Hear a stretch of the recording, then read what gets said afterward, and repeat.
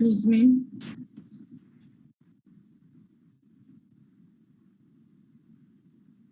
শোনা যাচ্ছে? Excuse me.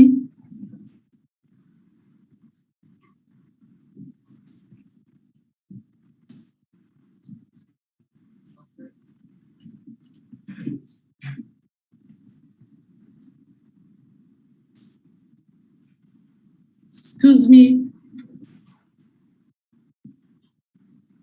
শুনতে পাচ্ছেন? হ্যালো,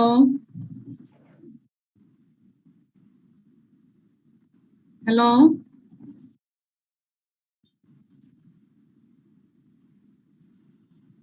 হ্যালো,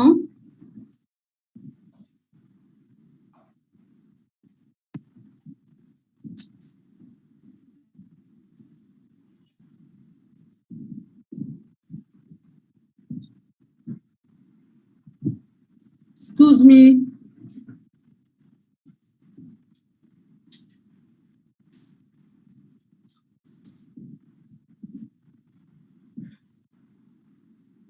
ম্যাম কথা শোনা যাচ্ছে না।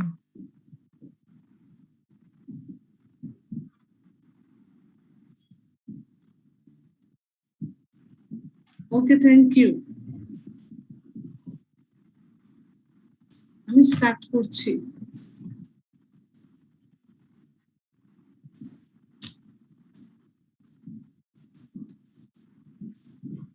আজকে আপনাদের কোম্পানি ক্লাসের লাস্ট ক্লাস, কোম্পানি ল এর লাস্ট ক্লাস,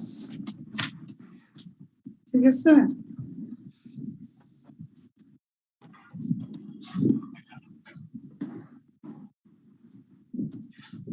রেসপন্স করবেন না, আমি কনফার্ম হতে পারছি না যে শোনা যাচ্ছে কি যাচ্ছে না। জি ম্যাম শোনা যাচ্ছে কথা। আমরা গত ক্লাসে প্রসপেক্টাস নিয়ে আলোচনা করেছিলাম, হ্যাঁ, statement in Liu of prospectus নিয়ে আলোচনা করেছিলাম। এখানে একটা জিনিস বাদ পড়ে গেছে, সেটা হচ্ছে অবজেক্টিভস অফ এ প্রসপেক্টাস। প্রসপেক্টাসের অবজেক্টিভসটা কি ছিল? যদি আমরা ম্যাটারস গুলি পড়েছি, তারপরে আপনার গত ক্লাসে কন্টেন্টস অফ দ্য প্রসপেক্টাস আলোচনা করেছি। তো এটার অবজেক্টিভসটা হচ্ছে আসলে অ্যাকচুয়ালি পাবলিকদেরকে ইনভাইট করা to invest in shares or debentures of a company. একটা কোম্পানির শেয়ার এবং ডিবেঞ্চারে ইনভেস্ট করার জন্য পাবলিকদেরকে একটা ইনভাইট করার, হ্যাঁ, to give a bureau of the conditions on which the public is invited to invest in shares and debentures.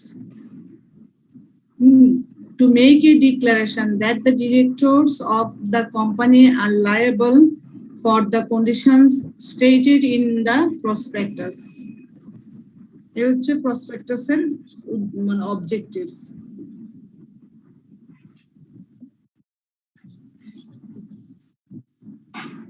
The declaration, to make a declaration that the directors of the company are liable for the conditions stated in the prospectus. আমরা এখন চলে যাব prospectus নিয়ে। প্রসপেক্টাসের কিছু misleading হলে বা miss statement হলে এগুলোর জন্য লাইবিলিটিস গুলি কি কি হতে পারে, জাস্ট ফরম্যাটটা জেনে রাখলেই হবে। Liabilities for miss statement in prospectus. Liabilities গুলি কি কি? প্রথমত হচ্ছে সিভিল লাইবিলিটি, দুই নাম্বার হচ্ছে ক্রিমিনাল লাইবিলিটি। সিভিল লাইবিলিটিটা আবার দুই ভাগে ভাগ করেছে, একটা হচ্ছে against the company, against the directors, promoters and the experts. Against the company who rescind the contract, claim for damage.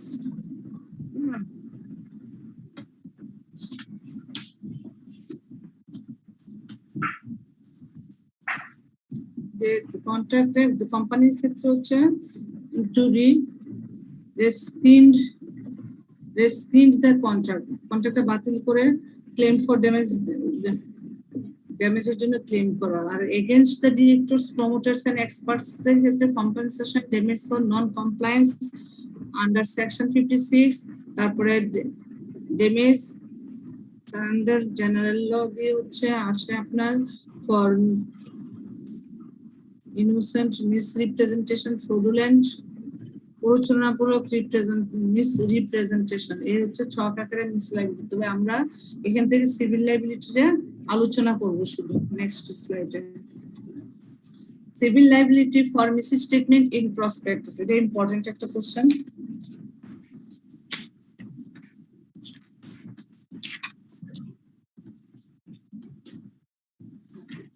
No person shall be liable for any loss or damage if he proves that. Proves গুলি কি? He withdraw his consent to become a director before the issue of prospectus.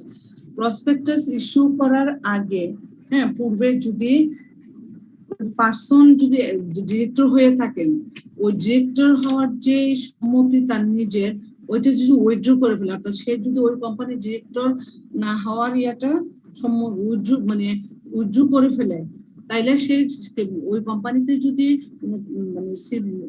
কোনো মিসস্টেটমেন্টের জন্য civil liability হয়ে থাকে, তাহলে সে liable হবে না।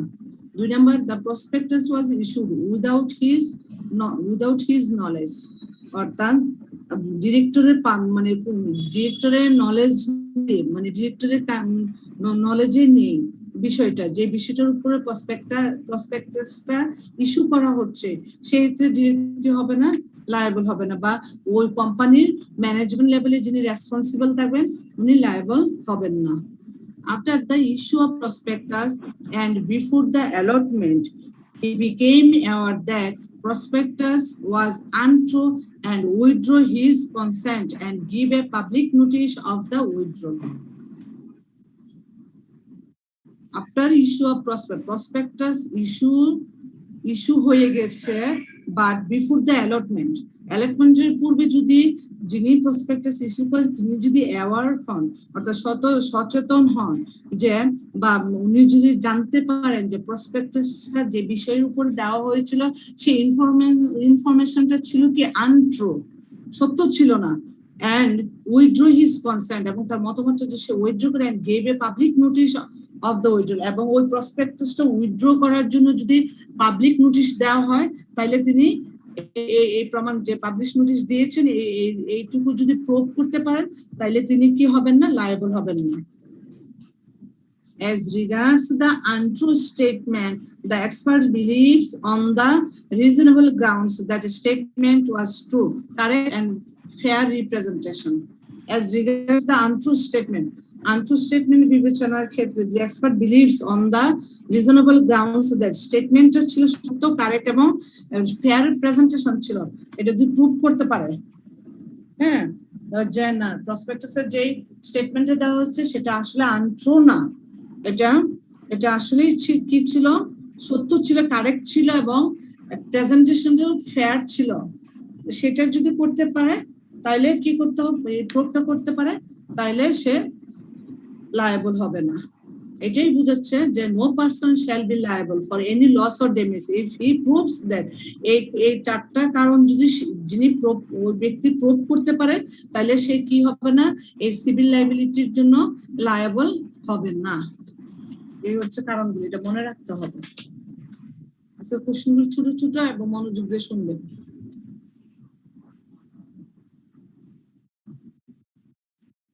Remedies against the company.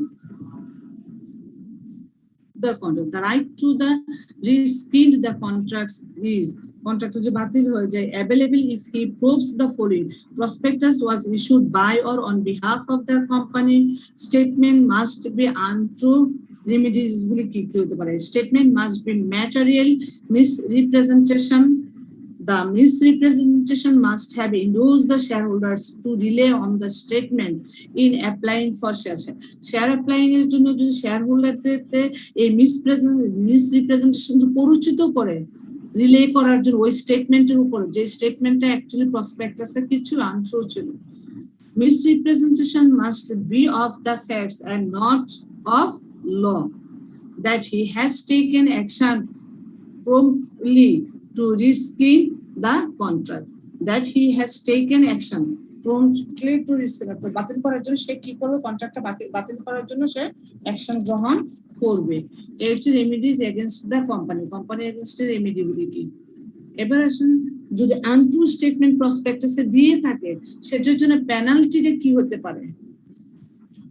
এখানে পেনাল্টিটা দুই ক্ষেত্রে ভাগ করে দিয়েছে, একটা হচ্ছে আনট্রু স্টেটমেন্টের জন্য, আরেকটা হচ্ছে penalty for fraudulent inducing persons to invest money.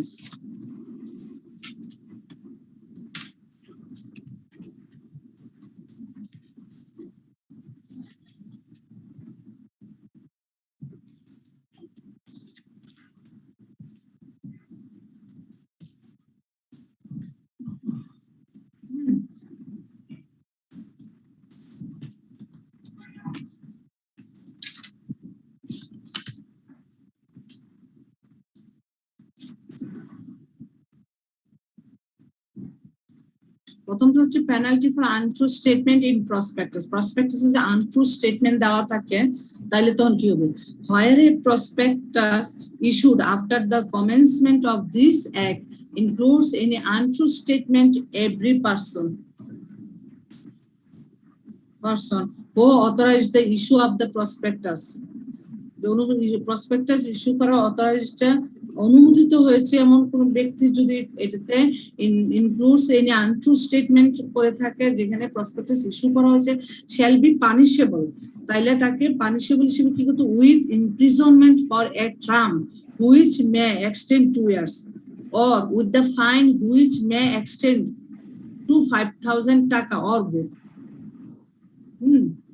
unless he proves either that the statement was immaterial or that he had reasonable ground to believe and did up to the time of the issue of prospectus believe the statement was true. অর্থাৎ যে ব্যক্তি দায়িত্বপ্রাপ্ত আছেন অথবা অনুমোদন প্রাপ্ত আছেন প্রসপেক্টাসটা issue করার ক্ষেত্রে, উনি যদি প্রসপেক্টাসটা ইস্যু করার পরে ইস্যু একটা আনট্রু স্টেটমেন্ট ইস্যু করে মানে প্রসপেক্টাসে দেয়, তাইলে তার জন্য তার হয় 2 বছরের জেল হতে পারে অথবা 5,000 টাকা পর্যন্ত তাকে ফাইন করা যেতে পারে, অথবা কি করতে পারে? 2 বছরের জেলও থাকতে পারে এবং 5,000 টাকা জরিমানাও থাকতে পারে, এই দুইটাও হতে পারে, যতক্ষণ না পর্যন্ত হি প্রুভস আইদার দ্যাট, সে প্রমাণ করতে পারবে না দ্য স্টেটমেন্ট ওয়াজ ইমম্যাটেরিয়াল। যতক্ষণ পর্যন্ত না করতে পারবে ততক্ষণ এটা পানিশেবল থাকবে, এই পানিশমেন্টটা বহাল থাকবে। That he had reasonable ground to believe, বিশ্বাস করার জন্য যুক্তিসঙ্গত কারণ উদ্যাপন করতে না পারবে, and up to the time of the issue of the prospectus believe that statement was true. বুঝা গেছে? পরের দুইয়ের এ এবং বি লিখার দরকার নাই। যদি পরীক্ষায় মানে আনট্রু প্রসপেক্টাসে আনট্রু স্টেটমেন্ট দেওয়ার কারণে যদি পেনাল্টি জানতে চায় তাহলে শুধু প্রথম অংশটা লিখলেই হবে, জাস্ট এটা বোঝার জন্য দেওয়া, এই ইনফরমেশনটা লাগবে না, শুধু প্রথম ইনফরমেশনটা লিখলেই হবে পরীক্ষায়। বুঝতে পেরেছেন?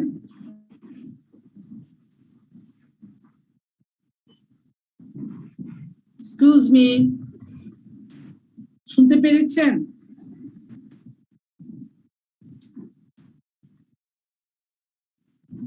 Excuse me. জি ম্যাম। প্লিজ আপনারা রেসপন্স করবেন।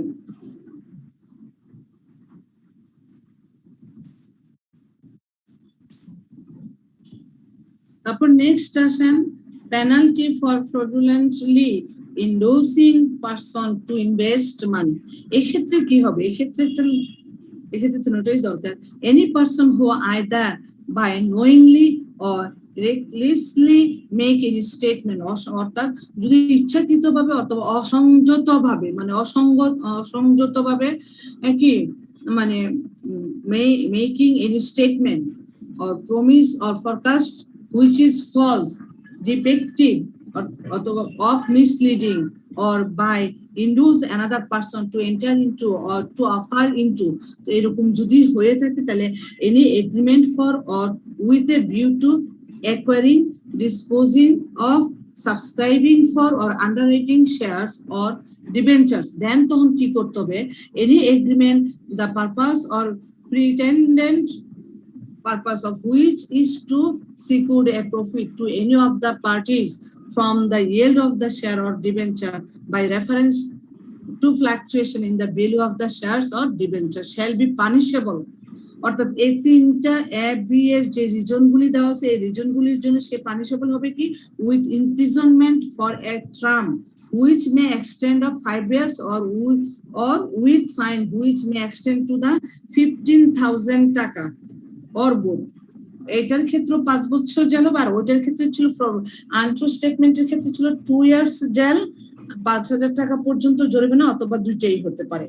হ্যাঁ, আর এখানে হচ্ছে আর ফ্রডুলেন্টলি ইন্ডিউসিং পারসনস টু ইনভেস্ট মানি এর ক্ষেত্রে হচ্ছে কি আমাকে মনে রাখতে হবে shall be punishable with the imprisonment for a term which may extend two 5 years মানে 5 বছর পর্যন্ত অথবা with the fine which extend to the 15,000 টাকা or both. এই হচ্ছে দুইটার পেনাল্টিটা দুই ধরনের। পেনাল্টি সঠিকভাবে অ্যামাউন্ট এবং পানিশেবল ডিউরেশনটা অবশ্যই অ্যাকুরেট হতে হবে। এই হচ্ছে প্রসপেক্টাস এর শেষ কোশ্চেন। আমরা প্রসপেক্টাস নিয়ে কি কি ডিসকাস করেছি আমরা আবার একটু ব্যাকের দিকে যাচ্ছি। এক নম্বর গত ক্লাসে আমরা ডেটিং অফ প্রসপেক্টাস করেছি, matters to be stated and reports to be set out in prospectus. তারপরে হচ্ছে আপনার information to be stated in the prospectus, contents of the prospectus. আজকে আমি ডিসকাস করেছি কি কি প্রসপেক্টাস এর objectives, তারপর liability, civil liability for misstatement in prospectus, then remedies against the company, তারপর হচ্ছে আপনার penalty for untrue statement in prospectus, a penalty for fraudulently inducing persons to invest money. It's a prospectus related সবকিছু।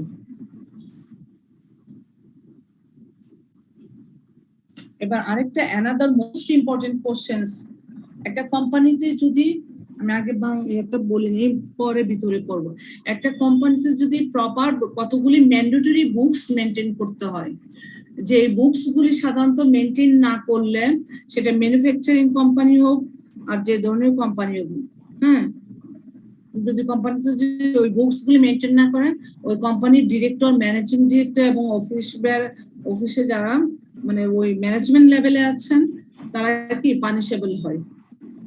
তাইলে এখানে দুইটা question হতে পারে, একটা হচ্ছে কোন কোন বুকস গুলি কোম্পানিকে রাখা ম্যান্ডেটরি, হ্যাঁ, কোম্পানি অ্যাক্ট অনুসারে, এবং যদি না রাখে ওরা যদি for not keeping those books what is the penalty, পেনাল্টিটা কি ধরনের হতে পারে। তাহলে আমরা এখন এই দুইটা কোশ্চেন আমরা একসাথে ডিসকাস করব ইনশাআল্লাহ।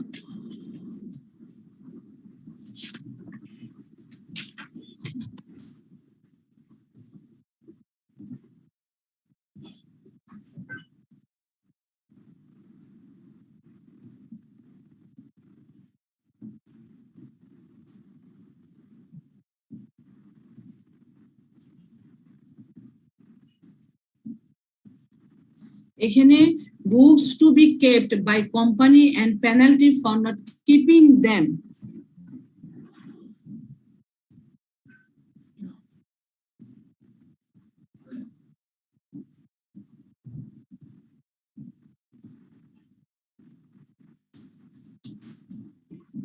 The books of accounts shall be kept at the store of something.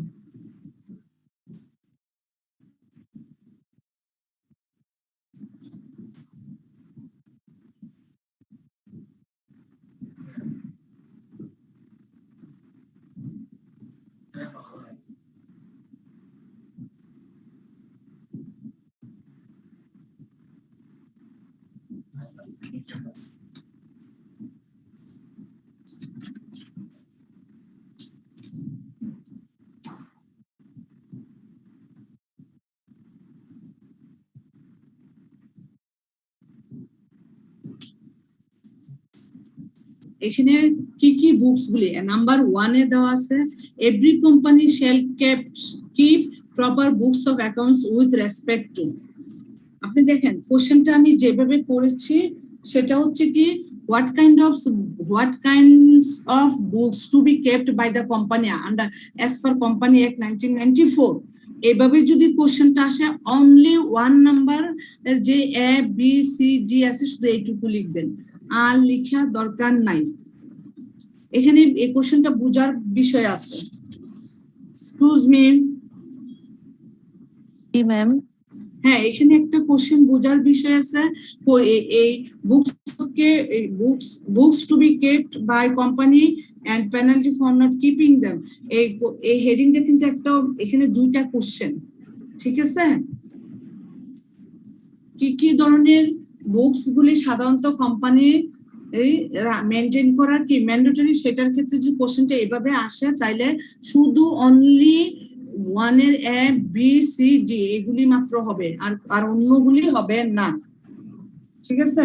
তাহলে every company shall keep proper books of accounts with respect to, a number which all sums of money received and expended by the company and the matter in respect of which the received and expenditure take place.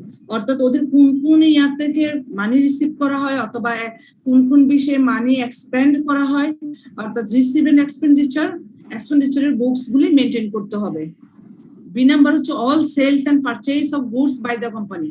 Company যখন purchase, যত ধরনের sales করে এবং যে ধরনের প্রোডাক্টের sales হয় এবং পারচেজ করে সেগুলির বই আলাদা আলাদা মেনটেন করতে হবে। The assets and liabilities of the company. D number, in the case of a company engaged in production, distribution, marketing, transportation, processing, manufacturing, mining, extraction, and mining activities such particulars relating to utilization of material, labor, and other items of the overhead cost. এবার এই ধরনের প্রত্যেকটা কষ্টের ক্ষেত্রে আলাদা আলাদা heading অনুসারে ওদেরকে বুকস মেনটেন করতে হবে। এই হচ্ছে মানে বুকস গুলি কি কি মেনটেন করতে হবে, শুধু এই 4টা পয়েন্ট লিখলেই হয়ে যাবে, এর বেশি লিখতে হবে না। আর ফার্দার কোনো মানে জানার জন্য শুধু বাকি পয়েন্টগুলি আর পেনাল্টির জন্য কোনটা দরকার সেটা আমি বলে দিচ্ছি। For the purpose of section 1, proper books of accounts shall not be deemed to be kept with respect to the matters specified therein.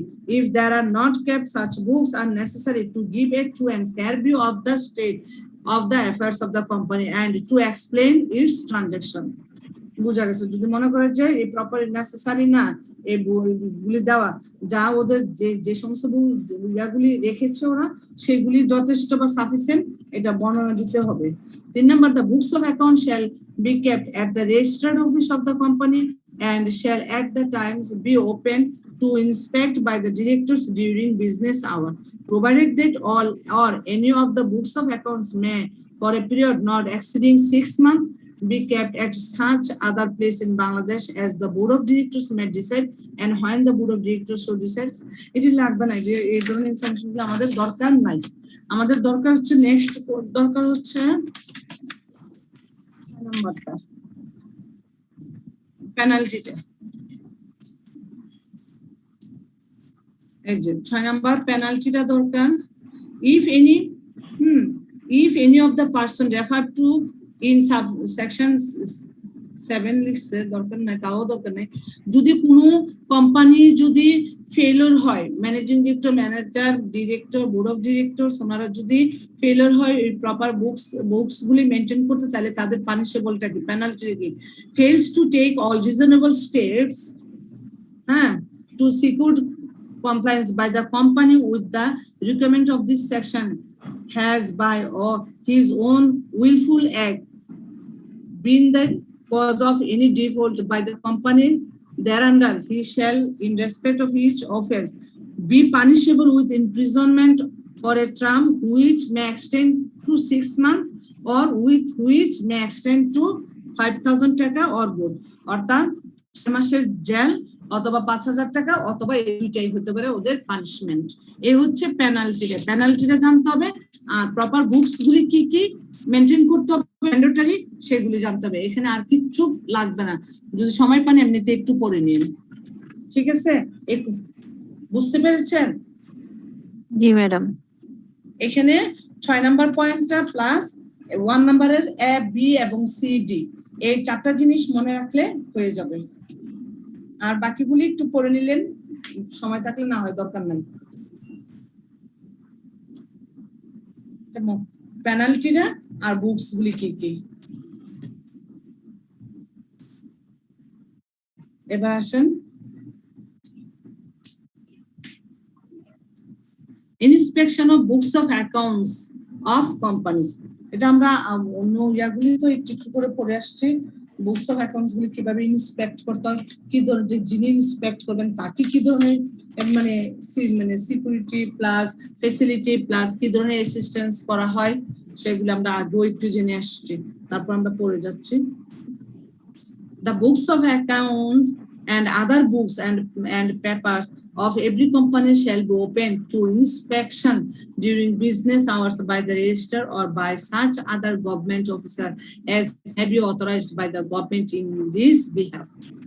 Number, it shall be the duty of every director or other officer of the company to produce to the person making inspection under subsection 1 in this section refer to the inspection person all such books of account and other books and other papers of the company in custody or control or to furnish him with any statement, information or explanation relating to the affairs of the company as the inspecting person may require of him within such time at such place as he may specify. Number 3 হচ্ছে it shall also be the duty of every director and other officer of the company to give to the inspecting person all assistance in connection with the inspection which the company may be reasonable expected to given. Number 4, any inspection person may during the course of inspection make or cause to be made copies of books of account and other books কি কি এগুলোকে সে সহায়তা দিতে হবে, কি কি করতে হবে।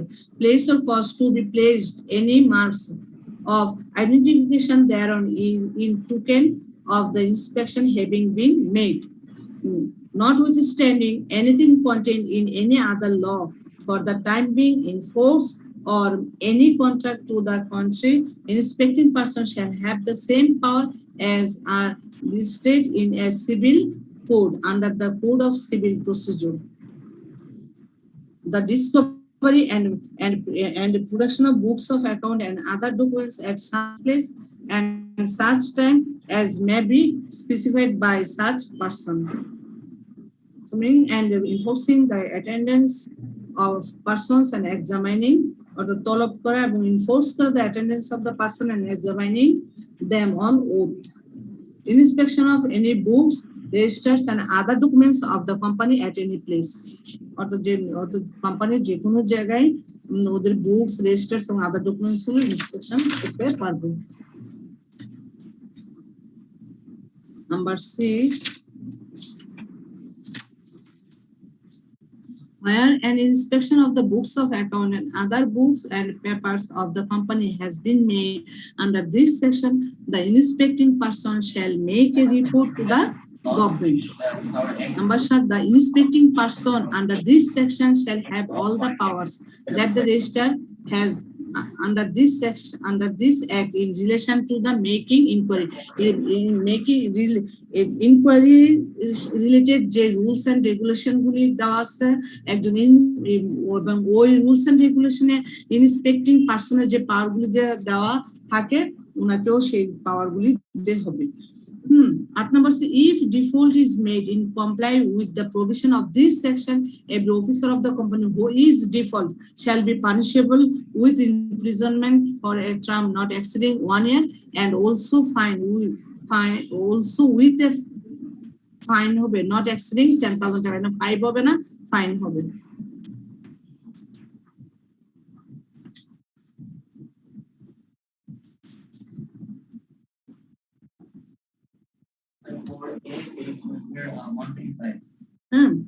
Number 9, where a director or any other officer of a company has been convicted of any offense under this section, he shall, and from the date on which he is so convicted, he deemed to have booted his office as such, and on such vacation of the office, he shall be disqualified for holding such office in any company for a period of 5 years from such date. অর্থাৎ ইন্সপেকশনের জন্য যত ধরনের মানে তার রেজিস্টারিয়াতে তার সমস্ত books of accounts গুলি open থাকতে হবে ইন্সপেক্টিং পার্সনের জন্য, হ্যাঁ, এবং তাকে সব ধরনের ফ্যাসিলিটি দিতে হবে।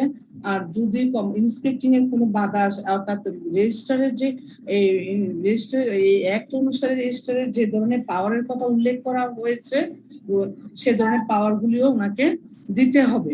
আর যদি ডিফল্ট হয়, হ্যাঁ, কমপ্লাই করতে প্রভিশন গুলি, দেন তখন এটার জন্য লায়াবল হবে 1 ইয়ারের জন্য এবং 10,000 অ্যামাউন্ট হবে 10,000 টাকা। আর যদি অফিসের কেউ হয়, director or any other officer of a company having convicted, যদি ডিরেক্টর অথবা অফিসার অন্যান্য কোনো ব্যক্তি যদি এটার সাথে অভিযুক্ত হয়, তাহলে সে ছুটিতে থাকা অবস্থা, তার ভ্যাকেন্সি থাকা অবস্থাও সে কি হবে, সে 5 বছরের জন্য কি ডিসকোয়ালিফাইড হবে। এ হচ্ছে পানিশমেন্টটা।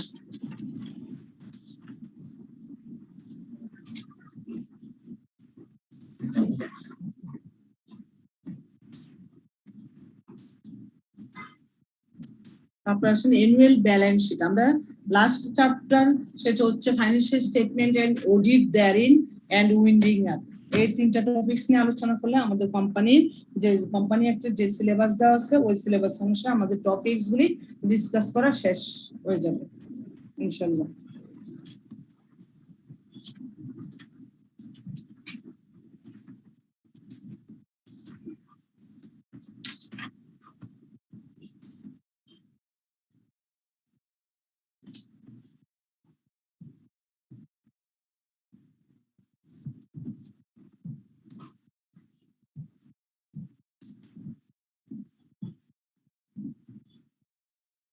The board of directors of every company shall at every annual general meeting held in pursuance of Act Section 81 lay before the company a balance sheet together with the profit and loss account, or in case of a company not trading for profit, an income and expenditure account for the period specified in subsection 2 of this section. ঠিক আছে, অর্থাৎ প্রত্যেকটা কোম্পানির board of directors তাদের প্রত্যেকটা general meeting এ কি করবে, ব্যালেন্স শিট সাবমিট করবে with profit and loss account সহ। আর যদি কোম্পানি যদি নট ট্রেডিং ফর প্রফিট হয়, তাইলে ব্যালেন্স শিটের সাথে কি সাবমিট করবে, ইনকাম এন্ড এক্সপেন্ডিচার অ্যাকাউন্টস। ঠিক আছে। Number 2, the said profit and loss account or income and expenditure account shall be prepared for the following period, namely কোন পিরিয়ডের জন্য উল্লেখিত প্রফিট এবং লস অ্যাকাউন্টের অথবা ইনকাম এবং এক্সপেন্ডিচারের প্রিপেয়ার হবে নেক্সট মানে ফলোইং পিরিয়ডের জন্য। কি কি, প্রথম হচ্ছে a number, in the case of the first annual general meeting, in the case of the first annual general meeting এর জন্য for the period beginning the date of the incorporation, for the period সময়গুলি মনে রাখতে হবে, for the period beginning with the date of incorporation of the company and ending on a date which is within 9 months preceding the date of the meeting. এটা হচ্ছে একটা। 2 number, subsequent annual meeting এর জন্য কি হবে, for the period beginning with the date immediately after last account and ending on the date which is a date within 9 months preceding, 9 হবে, নন হবে না, এটা ইয়াতে টাইপে সমস্যা হয়ে গেছে, 9 months preceding such meeting. Number 2, in case of a company carrying or business or having interest outside Bangladesh, a date within 12 months preceding the date of such meeting. এই সময়গুলি অবশ্যই একদম সঠিকভাবে অ্যাকুরেট ভাবে, যেহেতু এটা লস সাথে রিলেটেড, সময়গুলো অবশ্যই অ্যাকুরেট ভাবে মনে রাখতে হবে। 3 number, in case where an extension of time has been granted for holding the meeting under section 81 a date within, he said, 9 or 12 months as the case may be preceding the date holding such meeting under that session, provided that the registrar may, on an application being made to lays before the expire of the said 9 or 12 months, extend the period by a period not exceeding the 3 months. এই সময়টা extend করা যাবে, তবে সেটা কি 3 মাসের বেশি সময় কি করে এক্সটেন্ড করা যাবে না। দেন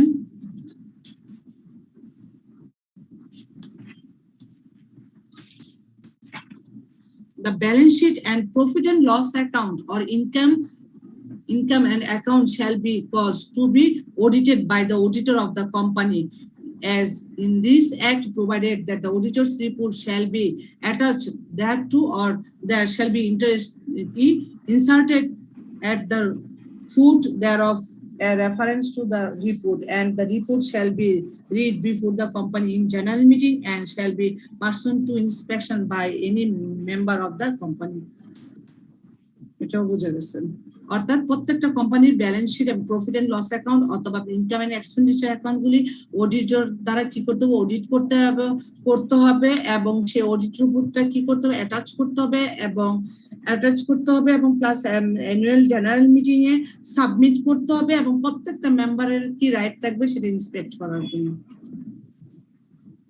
The period to which the account for said relates in refers in this financial year, and it may be less or more than a calendar year, but shall not exceed 15 months, provided that it may extend to 18 months.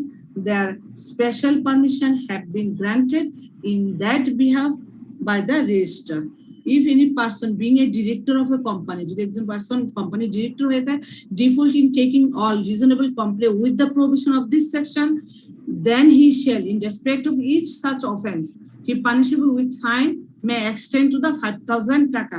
এখানে পেনাল্টিটা কিন্তু এক একটা topics এর উপর এক একদম, একটা annual balance শিটের সেই ইয়াগুলি করার ক্ষেত্রে কি ধরনের পেনাল্টি, এবার বুকস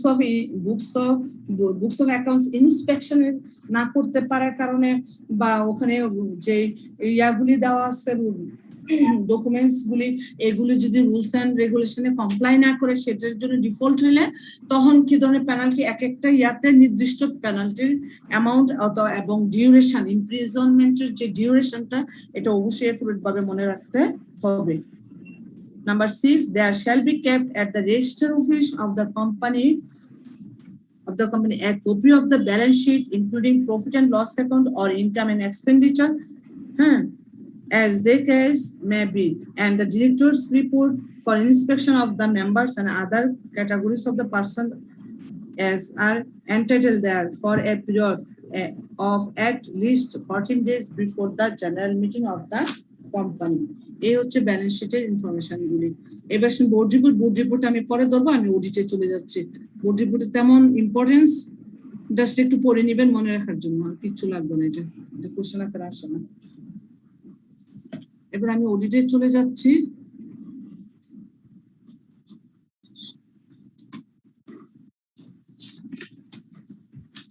অডিটটা শেষ করতে হবে আর মনে রাখছে।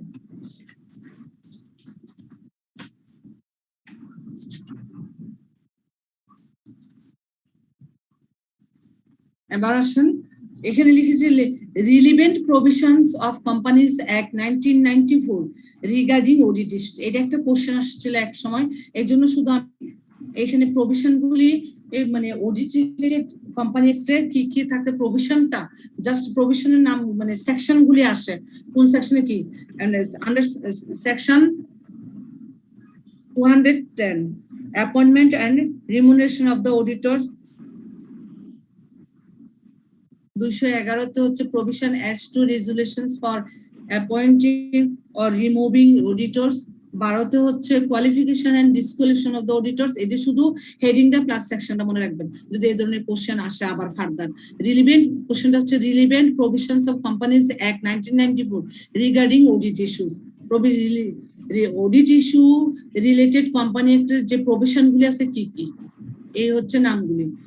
13 তে হচ্ছে power and duties of the auditor, 14 তে হচ্ছে audit of accounts of branch office of the company, 15 তে হচ্ছে সিগনেচার অফ অডিট রিপোর্ট, 17 তে হচ্ছে right two auditor to attend the general meeting. এই হচ্ছে প্রভিশন গুলি। এবার আসেন আমি অডিটর নিয়ে আলোচনা করি, তার আগে জাস্ট 2 মিনিটস ব্রেক।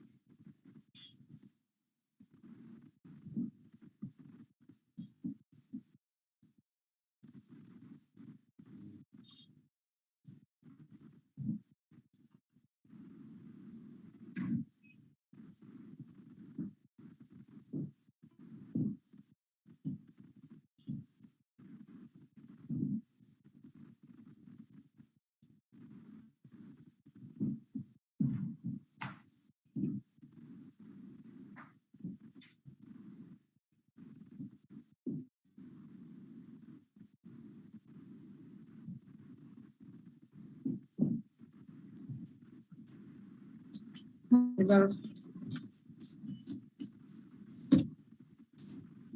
এখানে এখানে শুরুটা অডিটরের আসলে আমি ডেফিনেশনটা আনিনি।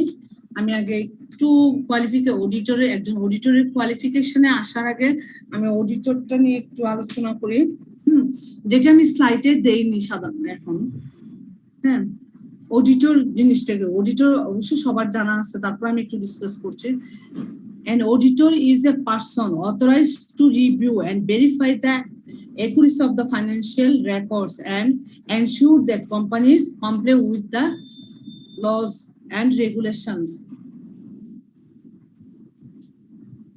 অর্থাৎ অডিটর হচ্ছে একজন ব্যক্তি যিনি কি করতে পারেন, কোম্পানির ফাইন্যান্সিয়াল রেকর্ডস গুলিকে একুরেট কিনা, রেকর্ডগুলি ফাইন্যান্সিয়াল রেকর্ডগুলি যেগুলি রেখেছে, financial statement, profit and loss account অথবা ইনকাম এন্ড এক্সপেন্ডিচার যে অ্যাকাউন্টস এগুলি করা হয়েছে সেগুলোকে রিভিউ করা এবং ভেরিফাই করা যাতে এগুলি একুরেট কিনা এবং নিশ্চিত হওয়া যে এইগুলি যে according to the laws and regulations, অর্থাৎ জেনারেল গ্যাপগুলি, যে গ্যাপ আছে আমাদের অ্যাকসেপ্টেন্স গ্যাপগুলি, প্রিন্সিপাল গ্যাপস আছে, ওই গ্যাপস অনুসারে যে রুলস এন্ড রেগুলেশন গুলি আছে এগুলি কমপ্লাই করে কিনা সেটা নিশ্চয়তা করাই হচ্ছে একজন অডিটর। করে কে একজন নিশ্চিত করেন একজন অডিটর। হ্যাঁ, আর অডিটরের মূল উদ্দেশ্য, the objectives of an auditor বা অডিটের অবজেক্টিভসটা কি? মূল অবজেক্টিভসটা হচ্ছে ফাইন্যান্সিয়াল স্টেটমেন্ট গুলিকে ভেরিফাই করে, ভেরিফাই করে বুকস অফ অ্যাকাউন্টস গুলিকে ভেরিফাই করে একটা রিপোর্ট তৈরি করা, যে রিপোর্ট তৈরি করা এবং সেটা অ্যানুয়াল জেনারেল মিটিং এ সাবমিট করা এবং এটার উপর বেসিস করে শেয়ার হোল্ডারদেরকে কি করা, ইমপ্রেস করা, যাতে ওই কোম্পানিতে মানে শেয়ার হোল্ডাররা ফাইন্যান্সিয়াল স্টেটমেন্টটা দেখে অর্থাৎ এই অডিট রিপোর্টের উপর ভিত্তি করে ওরা সিদ্ধান্ত নিতে পারে। অর্থাৎ ইনভেস্টরদের সিদ্ধান্ত নেওয়ার ক্ষেত্রে, ডিসিশন মেকিং এর ক্ষেত্রে, ফাইন্যান্সিয়াল ডিসিশন মেকিং এর ক্ষেত্রে সহযোগিতা করাটাই হচ্ছে অডিটরের মূল উদ্দেশ্য। এখানে লিখেছে the objectives of an auditor is to express an opinion on financial statements. The auditor has to verify the financial statements and books of accounts to certify the truth and fairness of the financial position and operating results of the business. এই হচ্ছে অডিটরস এর objectives. তো ওই auditor একটা কোম্পানির auditor হতে হলে, একজন এক্সটার্নাল অডিটর হতে হলে, একজন ইন্টারনাল অডিটর কিন্তু যে কেউ হতে পারে, কিন্তু একজন এক্সটার্নাল অডিটর হতে হলে তাকে অবশ্যই কোয়ালিফাইড হতে হবে। তাহলে এখানে কোয়ালিফাইড বলতে following persons are qualified to act as auditor of a company.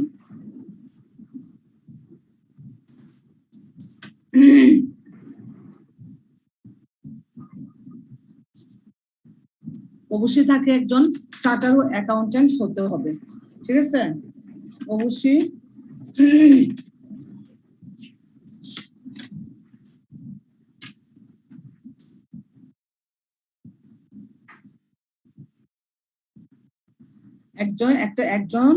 একজন auditor as per company act অনুসারে একজন অডিটরকে অবশ্যই must B A charter account হতে হবে with the meaning of Bangladesh charter accounts act 1973 অনুসারে তাকে কি হতে হবে, অবশ্যই চার্টার অ্যাকাউন্টেন্ট হতে হবে, ঠিক আছে? তারপরে যদি মানে a firm where of all the partners are participating মানে ইন্ডিয়ান না দিয়ে in a CA firm লিখলে হবে।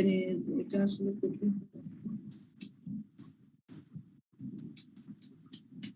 পিডিএফ ফাইল থেকে চেঞ্জ করা যায়নি। আপনারা এখানে একজন অডিটর যদি একটা ফার্মও কি একজন অডিটর হতে where of all the partners are participating in a CA firm হয়, হ্যাঁ ফার্ম হয়, তাহলে উনিও কি any partner May act as an auditor on behalf of the farm. এখানে ইন ইন্ডিয়া কথাটা হবে না। আর আমরা যদি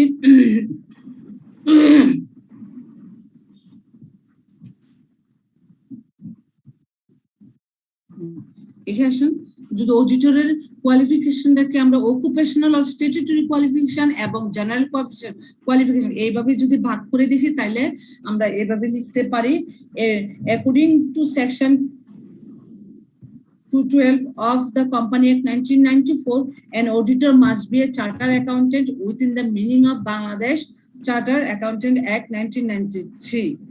It should be mentioned here that if all persons of a firm are eligible to get appointment as auditor, such firm may be appointed as auditor of any company by its name, and in such case any person of that firm can perform the work of the auditor by the name of firm.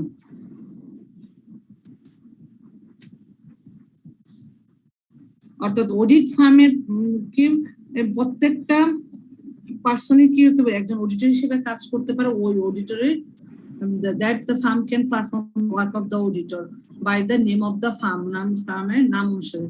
R general qualification যদি আমরা চিন্তা করি, তাহলে in spite of the occupational qualification an auditor needs to have some general qualification, যেমন he should have good knowledge about accountancy, knowledge about Company Act, Industry Act, Income Tax Act, knowledge about business organization, industrial and financial statement, knowledge about mechanical device of the bookkeeping, artist honest, imperial, etc. এগুলো হচ্ছে general question. এটা আমাদের normally কিন্তু as per company extension শুধু occupational অথবা statutory qualification যে সেটাই মনে রাখতে হবে, আমাদের জেনারেল দরকার নাই, ঠিক আছে? তাইলে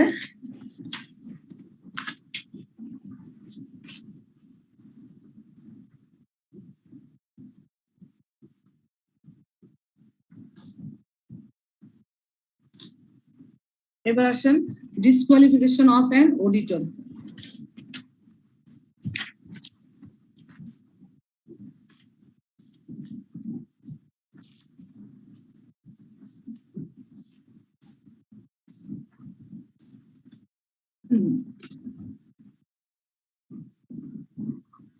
Under section 212 of the company, under section 212(2) of the Company Act lays down that none of the following persons are qualified for appointment as an auditor of the company. These are a body corporate, an officer or other employee of the company, a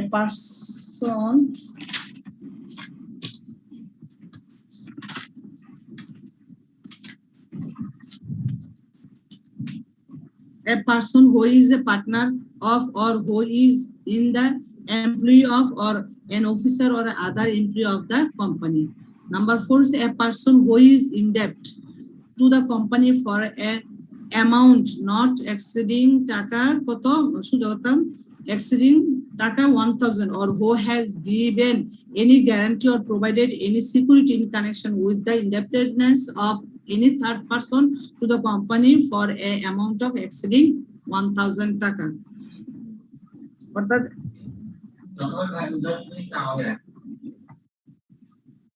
number 5 হচ্ছে a person who is a director or member of a private company or a partner of a firm which is managing agent of the company. Number 6, a person who is a director or the holder of shares exceeding 5% in nominal value of the subscribed capital of any body corporate which is the managing agent of the company. এটা খুব important, পার্সেন্টেজটা মনে রাখতে হবে, এটা nominal ভ্যালুর উপরে, face ভ্যালুর উপরে না। According to section 212 disqualified for appointment as auditor of any other body corporate which is that company's subsidiary or holding company or a subsidiary of that company's holding company. Number B তে হচ্ছে 6 he would be disqualified for such appointment had he say the said body corporate been a company. এই হচ্ছে যে একটা কোম্পানির একজন person কি হতে পারবে না, কোয়ালিফাইড হিসেবে না, মানে এই সমস্ত পারসনগুলি এবং এই ব্যক্তিগুলি কি হতে পারবে না, অডিটর হিসেবে কোয়ালিফাইড হতে পারবে না। তার মানে এগুলি হচ্ছে একজন অডিটরের ডিসকোয়ালিফিকেশন। এবার আসুন অ্যাপয়েন্টমেন্ট অফ অ্যান অডিটর।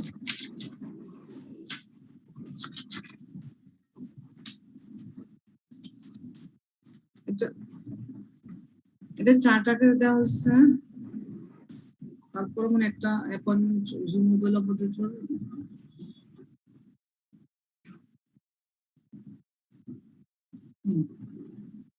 এই জিনিসটা আগে আমরা, আচ্ছা ওই জিনিসটা একটু স্লাইডটা এলোমেলো হয়ে গেছে, একটু আপনারা গুছিয়ে নেবেন এখানে।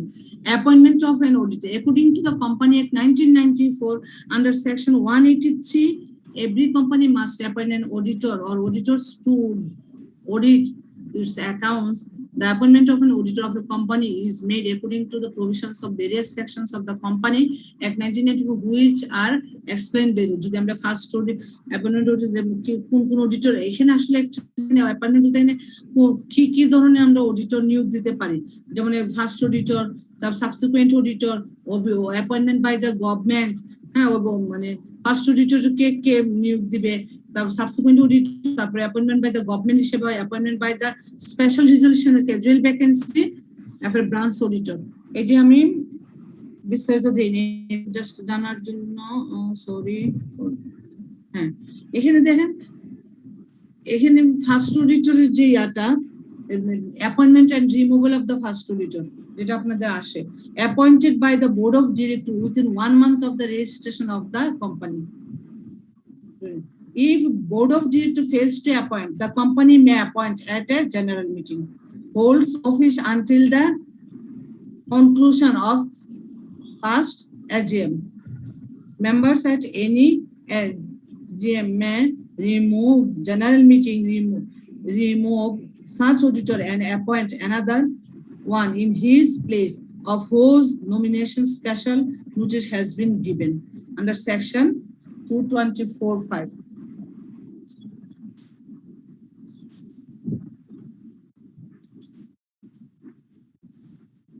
আর appointment of the first auditor যদি মেমোরেন্ডাম অফ অ্যাসোসিয়েশন এবং আর্টিকেলস অফ অ্যাসোসিয়েশন হয়ে থাকে আসলে সেটা not a valid appointment. First অর্থাৎ একটা কোম্পানির আমরা যদি বলতে চাই যে ফার্স্ট অডিটর অ্যাপয়েন্টমেন্টটা একটা কোম্পানি ফার্স্ট অডিটরটা সাধারণত একটা কোম্পানি ইনকর্পোরেশনের উইদিন 1 মান্থের মাধ্যমে বোর্ড অফ ডিরেক্টর কি করে থাকেন অ্যাপয়েন্টমেন্ট দিয়ে থাকেন। আর যদি বোর্ড অফ ডিরেক্টর ফেল হয় অ্যাপয়েন্টমেন্ট দিতে তাহলে জেনারেল মিটিং এ কোম্পানি কি করেন কোম্পানি ম্যানেজমেন্ট কি করেন এটা বোর্ড অফ ডিরেক্টর কোম্পানি কি করেন এটা ফার্স্ট অডিটরকে নিয়োগ দিয়ে থাকেন।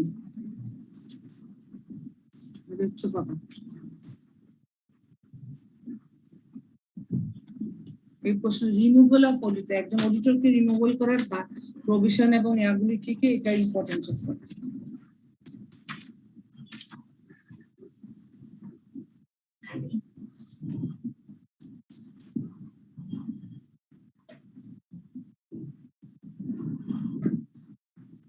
At first we want to know the দরকার নাই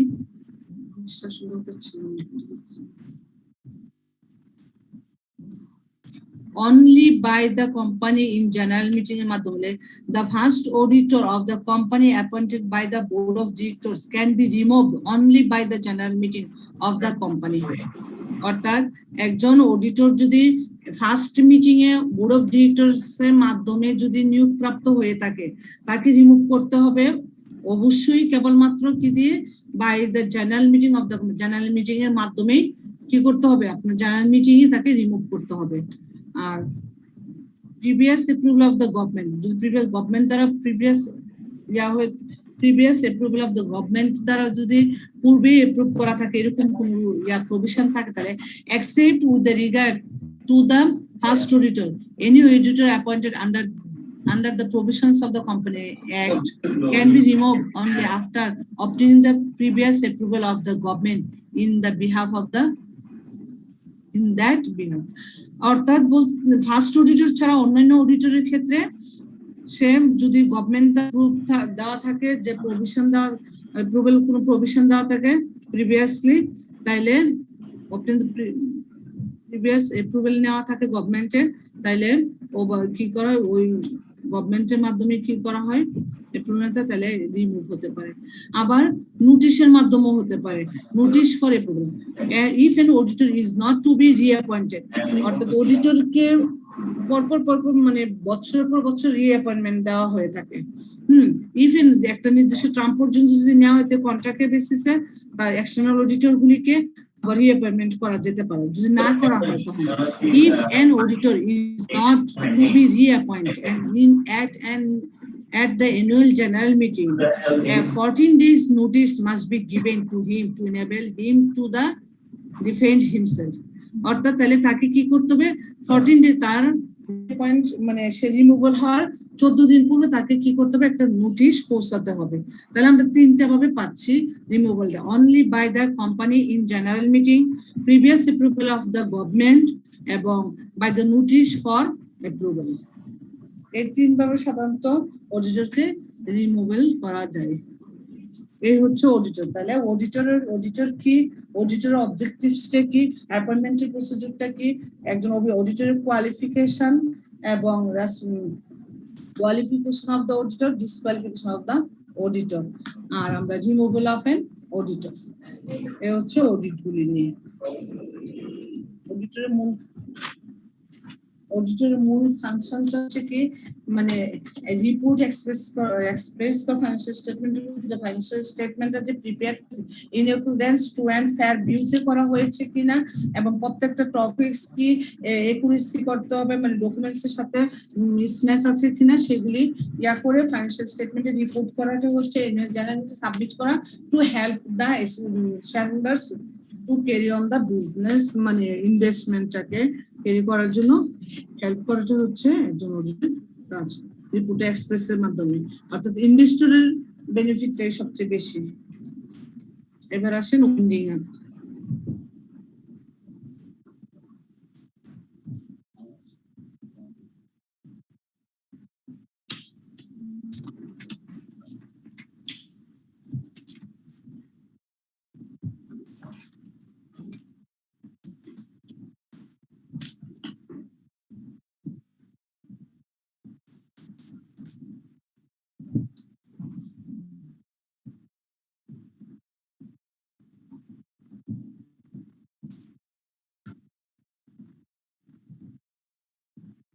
এক্সকিউজ মি,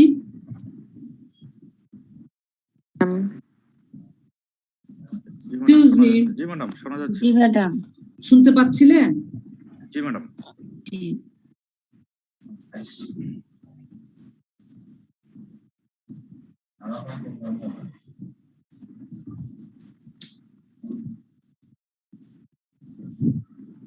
এবার আসলে আমরা ডিসকাস করবো উইন্ডিং আপ নিয়ে।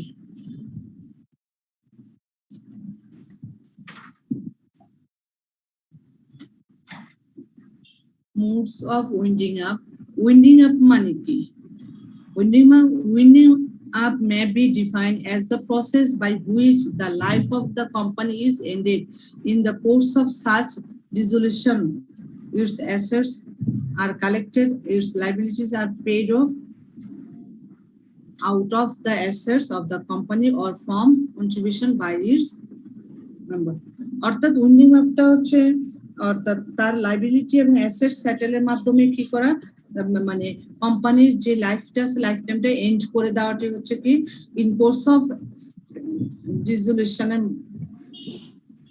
এটা এন্ড করে দেওয়াটি হচ্ছে কি একটা কোম্পানি হচ্ছে কি winding up.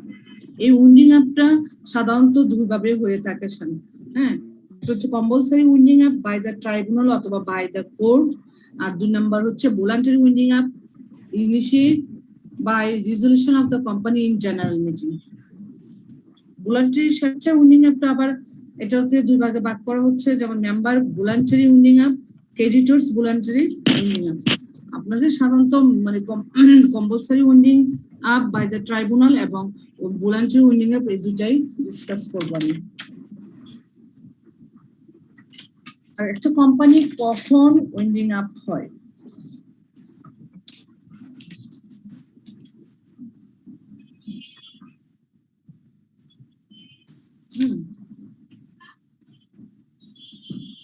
Reason for winding up. A company may be wound up by court in certain circumstances. কি অবস্থার গেলে একটা কোম্পানি উইন্ড আপ হয়? If the company through the special resolution decided that না, এটা স্লাইড নাই, এটা কোশ্চেন আমি জাস্ট বেসিকটা বোঝানোর জন্য। একটা কোম্পানি আমি যেটা ডিসকাস করব, যেটা আপনাদের জন্য মানে জাস্ট ওই বেসিকটা দেওয়ার জন্য আমি স্লাইডটা রেডি করিনি, জাস্ট পকারবেটগুলি যখন ডিসকাস করব আমি স্লাইডটা দিব। একটা কোম্পানি সাধারণত কোন অবস্থায় গেলে উইন্ড আপ হয়? একটা কোম্পানি যদি মনে করে যে আপনার কোর্ট যদি মনে করে যে এটা ডিফল্ট হয়ে যাওয়া দরকার, হ্যাঁ, মানে স্ট্যাটিউটরি ভাবে অর্থাৎ রিপোর্ট অথবা হোল্ডিং এ স্ট্যাটিউটরি মিটিং এর মাধ্যমে সেটা চাইলে কোর্টের মাধ্যমে কি করতে পারে, এটা উইন্ড আপ হতে পারে। যেমন if the company through special resolution decided that it must be wound up by the court, অর্থাৎ স্পেশাল রেজলিউশনের মাধ্যমে মানে কোম্পানির ডিরেক্টর বা কোম্পানির মালিক যদি মনে করে, কোম্পানি বা কোর্ট যদি মনে করে বা কি কোম্পানি আর রান করবে না, তখন চাইলে সে স্পেশাল রেজলিউশন মানে কোম্পানি উইন্ড আপ করতে পারে। এটা হচ্ছে একটা রিজন, মানে স্বেচ্ছা যেটা ভলান্টারি উইন্ড আপের আওতায় পড়ে। অথবা if default is made in filing the statutory report or in holding the statutory meeting. আমরা কিন্তু স্ট্যাটিউটরি মিটিং এ করে আসছি, যখন একটা কোম্পানি ইনসলভেন্ট হয় তখন কি কি কারণে স্ট্যাটিউটরি মিটিং গুলি না মানে স্ট্যাটিউটরি মিটিং না হলে কি কি হতে পারে, হ্যাঁ, স্ট্যাটিউটরি মিটিং অথবা স্ট্যাটিউটরি রিপোর্ট যদি মানে ফাইল না করে থাকে এক্ষেত্রে, অথবা if the number of the members reduce below the required number as per the company act. একটা কোম্পানিতে যদি তার minimum number of the member না থাকে তাইলেও সেটা কি উইন্ড আপ হয়ে যেতে পারে। সেটা প্রাইভেট লিমিটেড কোম্পানি হোক আর পাবলিক লিমিটেড কোম্পানি। তাহলে উইন্ড আপ জিনিসটা কি, একটা কোম্পানির লাইফ টাইমটা কি করা, এন্ড করে দেওয়াটা হচ্ছে কি, এবং তার অ্যাসেট এবং অ্যাসেট গুলি কালেক্ট এবং সমস্ত ডেপ্ট যা আছে তার পে এর মাধ্যমে উইন্ড আপ করা। উইন্ড আপের কারণ হচ্ছে তিনটা কারণ মূলত এখানে দাখিল করেছে। সেটা হচ্ছে এক নম্বর, কোম্পানি যদি রান না করতে চায় সে স্পেশাল রেজলিউশনের মাধ্যমে কি করবে, সিদ্ধান্ত দিবে যে কোম্পানি উইন্ড আপ হচ্ছে, অথবা সে যদি স্ট্যাটুটরি রিপোর্ট অথবা স্ট্যাটুটরি মিটিং হোল্ড না করতে পারে তখন সে কি হচ্ছে, উইন্ড আপ করছে। অথবা যদি কোনো কোম্পানির সদস্য সংখ্যা যদি মিনিমাম রিকোয়ারমেন্ট ফিল আপ না করতে পারে তাহলে সেটা উইন্ড আপের কারণ হতে পারে। তাহলে উইন্ড আপের কারণ মূলত তিনটি আমরা আলোচনা করেছি। এবার আসেন আমি এখন ডিসকাস করব মোডস অফ উইন্ডিং আপ এর মধ্যে আমি কম্পালসরি উইন্ডিং আপটা নিয়ে ডিসকাস করব নাকি এখানে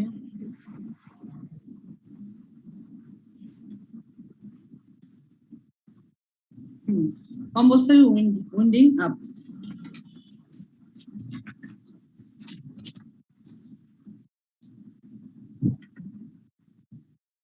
কম্পালসরি উইন্ডিং আপটা কি, যেটা কোর্ট একটা কোম্পানিকে উইন্ড আপ করতে বাধ্য করে, ঠিক আছে, কম্পালসরি বাধ্য করে। যেমন winding up by the court is also known as a compulsory winding up. এর ডেফিনিশনটা দেওয়া নাই, শুধু কারণগুলি দেওয়া আছে। It begins with the presentation of a petition in court, or the petitioners include creditors, liquidators or registrar of the company. অর্থাৎ একটা কোর্টের মাধ্যমে বাধ্য, হ্যাঁ, কোর্ট বাধ্য করছে, সে যতই রিজন দেখাক না কেন, প্রুভ করার চেষ্টা করুক যে আমার কোম্পানি আমি রান করব, কিন্তু কোর্ট কম্পালসরি তাকে বাধ্য করছে উইন্ড আপে যাওয়ার জন্য। তাইলে এটা হচ্ছে compulsory wind up. And grounds of the compulsory winding up. Compulsory winding আপের কারণগুলি কি কি, একটা কোর্ট কখন কম্পালসরি বাধ্য ইয়াতে যায়। Special resolution of the company, special রেজুলেশনের মাধ্যমে ডিফল্ট হয়ে গেলে, not commencing or suspending the company, অর্থাৎ কোম্পানি রেজিস্ট্রেশন একটা নির্দিষ্ট টাইমে কিন্তু কোম্পানিটা স্টার্ট করতে হয়, ওখানে সে যদি স্টার্ট না করে অথবা স্থগিত হয়ে যায়। রিডিউসিং অফ দ্য মেম্বার, হ্যাঁ, মেম্বার যদি মিনিমাম রিকোয়ারমেন্ট ফিল আপ না করে তখন কোর্ট চাইলে বাধ্য করতে পারে এটা বন্ধ করে দেওয়ার জন্য, কোর্ট বাধ্য করে। Inability to pay debts, company যদি ডেটস পেমেন্ট করার অ্যাবিলিটি না থাকে। The just and equitable clause, ন্যায় এবং ন্যায়সঙ্গত কোনো ধারা, অর্থাৎ কোনো ধারা যদি যে আপনার কম্পালসরি উইন্ড আপে যাওয়ার জন্য যে প্রভিশনগুলি মেনটেন করা দরকার সেগুলি যদি না করে থাকে তাহলে সে কি কম্পালসরি উইন্ড আপ করতে পারে বাই কোর্টের মাধ্যমে। এই হচ্ছে কম্পালসরি উইন্ডিং আপটা। নেক্সট ওয়ান আসেন voluntary winding up under the supervision of the court. কোর্টের সুপারভিশনে সে স্বেচ্ছায় চলে যাবে উইন্ড আপে।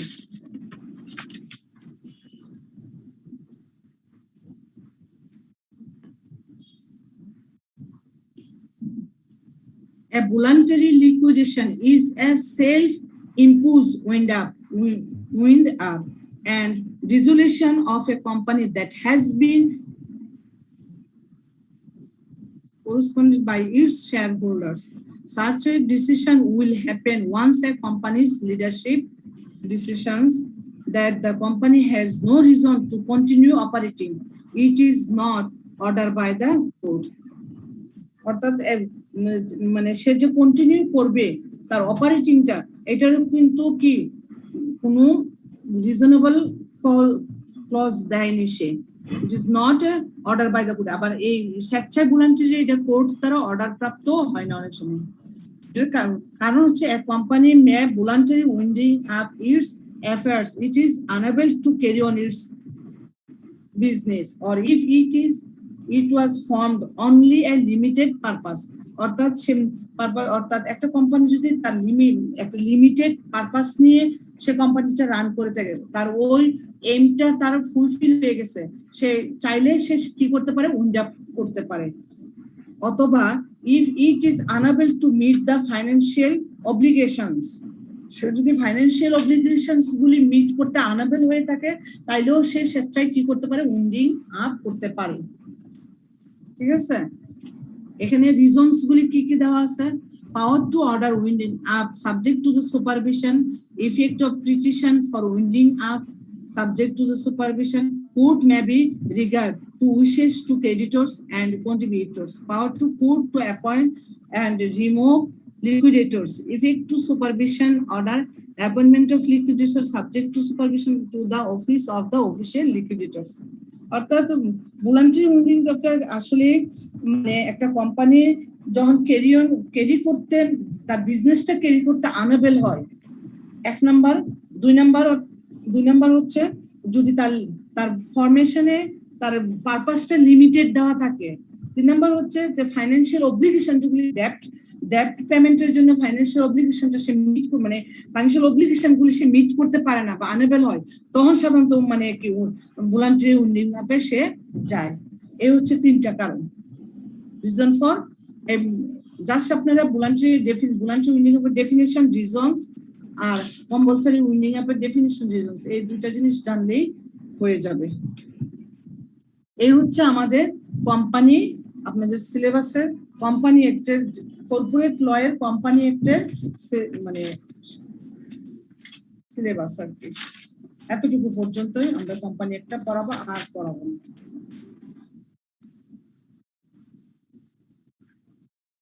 ঠিক আছে, এক্সকিউজ মি। জি ম্যাডাম। আপনাদের কর্পোরেট ল এর 3টা পার্টের মধ্যে একটা পার্ট শেষ হলো, কোম্পানি অ্যাক্ট 1994। জি ম্যাডাম। আর এখন বাকি আছে ব্যাংকিং অ্যাক্ট এবং ইন্স্যুরেন্স অ্যাক্ট।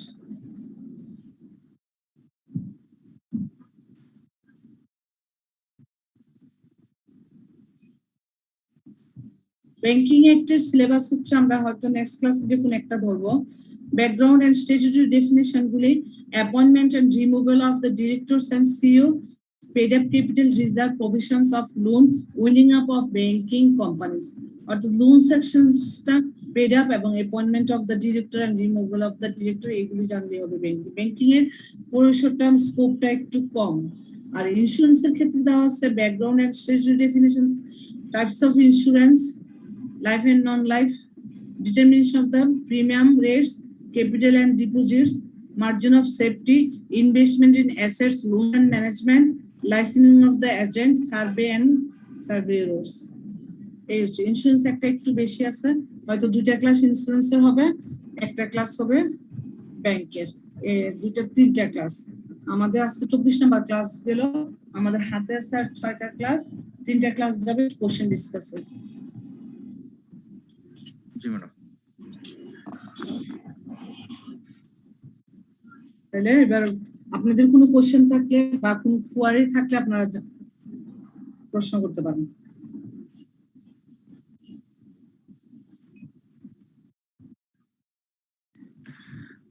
ম্যাডাম আমি তো একটু দেরিতে ক্লাসে জয়েন করছি, ফার্স্টের স্লাইড প্রথম থেকে 1 থেকে 4 নাম্বার স্লাইড পর্যন্ত টপিকস গুলোকে একটু বলা যায়?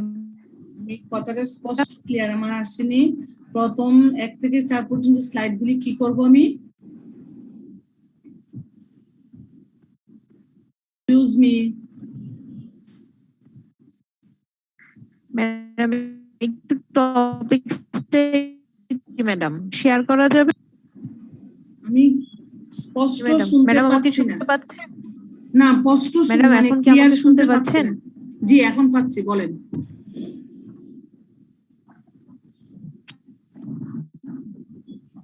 প্রথম 1 থেকে 4 পর্যন্ত স্লাইডের টপিকস গুলো জাস্ট একটু শেয়ার করা যাবে কিনা ম্যাডাম? আমি একটু স্লাইড দেখে। হ্যাঁ, আমি স্লাইড তো সিএমএস এর পেজে দিয়ে দিয়েছি। নাকি ডিসকাসের কথা বলছেন?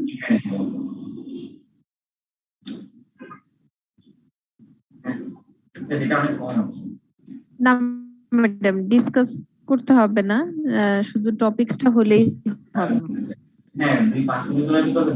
আচ্ছা ঠিক আছে, আমি দেখি লাস্ট ক্লাসে যার যে সমস্যা থাকবে তার আগের দিন আপনারা আমাকে ইনফর্ম করে দিবেন যে যে এই জিনিসগুলো ডিসকাস করতে হবে, তাইলে আমি আপনাদেরকে ডিসকাস করিয়ে দিব। ঠিক আছে,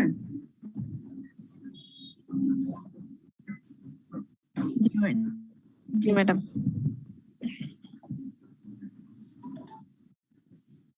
আর কারো কোনো কোশ্চেন?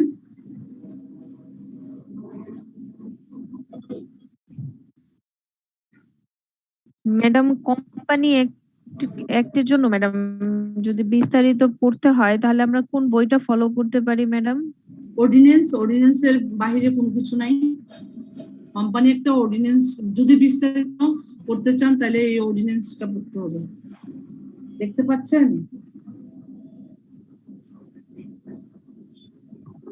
জি ম্যাম দেখতে পাচ্ছি। যে এই অর্ডিন্যান্সটা করতে পারেন যদি সময় থাকে। আপনারা আমি লাস্ট ক্লাসে বলে দিব, কিছু টেকনিক বলে দিব, মানে শর্টকাট। একটা হচ্ছে জানার জন্য পড়া, আর একটা হচ্ছে পাশের জন্য পড়া। আমাদের কিন্তু বিশেষ করে প্রফেশনালদের, আমরা তো মোটামুটি সবকিছু জানি, তাই না? আমরা জানার জন্য পড়বো, কিন্তু আমাদের ইন্টেনশন থাকবে যে আমরা যাতে পাশও করতে পারি। জি ম্যাম। ঠিক আছে? অর্ডিন্যান্সটা কি আপনার হাতের অর্ডিন্যান্সটা কি বাংলায় না ইংলিশে? আমার অর্ডিন্যান্সটা বাংলা ইংলিশ দুইটাই। এই যে দেখেন, এটা কি দুটোই মানে দুই ভার্সনে পাওয়া যায় না? হ্যাঁ হ্যাঁ। Thank you.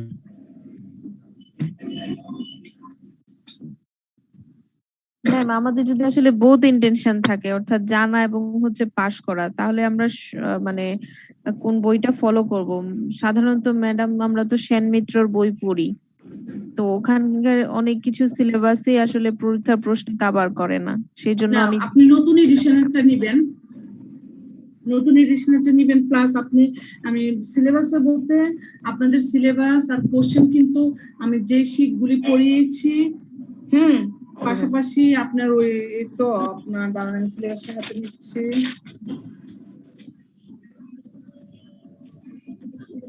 আপনাদের commercial law, labour act, partnership act, আমি কিন্তু একটা বাংলা বইও পড়িয়েছি, বুঝছেন? বাংলা বই বলতে আপনাদেরকে হেল্প, মানে বেসিকটা, ফুল বেসিকটা, যে ধরনের কোশ্চেনে আসুক না কেন আপনারা যাতে অ্যান্সার করতে পারেন সেজন্য একটা বাংলা বইয়ের নাম বলেছিলাম। হ্যাঁ ম্যাম কাইন্ডলি কি আবার বলা যাবে? আমি তো আসলে অনেক দেখতে ক্লাস। হবে আমার বইটা, হ্যাঁ, প্রফেসর মুর্তজা-আলীর বইটা, লিগ্যাল এনভায়রনমেন্টের। Thank you madam. হ্যাঁ, ওইটা পড়লে আর পাশাপাশি সেন মিত্রটা পড়লে একদম ক্লিয়ার হয়ে যাবে আশা করি। আর শীত তো আছেই। আর কোম্পানি ল তো আপনার অর্ডিন্যান্সের বিকল্প কিছু নেই, অর্ডিন্যান্সের বাইরে কেউ কিছু বলতেও পারবে না। এটা নিয়ে আর অন্য কোনো বই পড়ারও দরকার নাই। আর ব্যাংকিং এবং ইন্স্যুরেন্স এখনো স্টার্ট করলে বুঝে যাবে। ম্যাম নামটা কি আরেকবার বলা যাবে? প্রফেসর মুর্তজা-আলী। Thank you. এটা হলে আপনার একদম clear.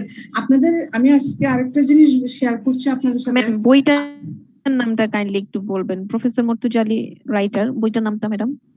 Legal environment of business. G ma'am. মানে আমাদের সিলেবাসটা যে নামে সেই নামেই। আপনাদের কিন্তু আমাদের যদি আমরা পাশও করি এবং জানিও, আমরা সময়টা আগে চিন্তা করতে হবে, যেহেতু আমরা প্রফেশনাল, আমরা চিন্তা ভাবনাটা হবে প্রফেশনালি, তাই না? হ্যাঁ, তাইলে আমাদের মার্কটা ক্যারি করবে, প্লাস আমরা পরিশ্রমটা কম করব। সেই দৃষ্টিকোণ থেকে যদি আমরা চিন্তা করি, আমরা কমার্শিয়াল ল, লেবার অ্যাক্ট এবং পার্টনারশিপ অ্যাক্ট এই তিনটা আগে শেষ করব। এতে করে মার্কটাও মানে আমাদের অ্যান্সারের ইয়াটা বেশি হবে, প্লাস এখানে সিলেবাসটা যদিও 3টা পার্ট, বাট ভলিউমটা কম, বাট কোম্পানি একটি কিন্তু পড়া, প্রচুর পড়া। তারপরে আমরা কোম্পানি একটা আমরা যাব, ওভাবে চিন্তা করে টেকনিক্যালি পড়তে হবে। Madam partnership act, labour act এবং আর কমার্শিয়াল। আপনি শুরু থেকে কাজগুলি করেননি না? জি না ম্যাম। ও আচ্ছা, সেই জন্য commercial law, labour act, partnership act. আপনি আমার স্লাইডগুলি ডাউনলোড করে আপনি একটু গো থ্রু করে দেখেন, কোনো সমস্যা থাকলে জি ম্যাম। আমাকে পার্সোনালি ফোন করলে আমি বলে দিব। আচ্ছা ঠিক আছে ম্যাম, ধন্যবাদ। আর কারো কোনো কোশ্চেন?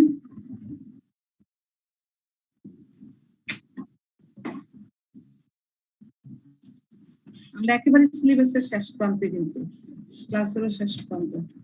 আমাদের আজকে 24 ক্লাস শেষ হয়ে গেছে।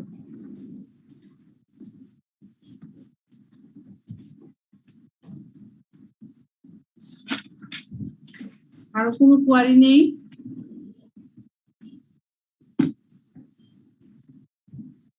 Excuse me.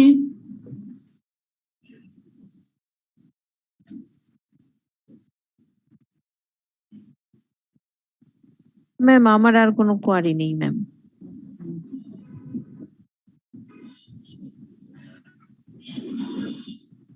ওকে, তাহলে আমি লিভ করছি।